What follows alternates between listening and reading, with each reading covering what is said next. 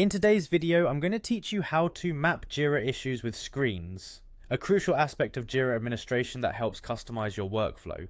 To start this process, what we need to do first is associate issue operations with screens. You'll find this under the settings icon in the top right corner of your Jira dashboard, so go ahead and click on that.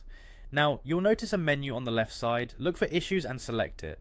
This will expand into more options, and what you're aiming for here is screen schemes. Click on that to move forward.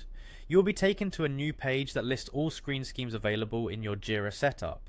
Here, select the one you need by clicking on its name. This will open up the screen scheme, presenting you with more details and configurations specific to that scheme. You'll see an option in the top right that says Associate an issue operation with a screen scheme. This is where we start making the connections you'll need.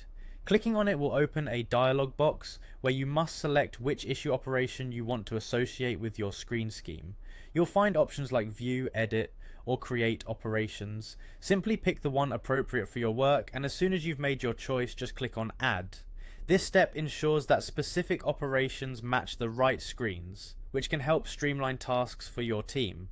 Moving on, let's talk about how you can associate issue types with screen schemes, which is the next important piece of our puzzle.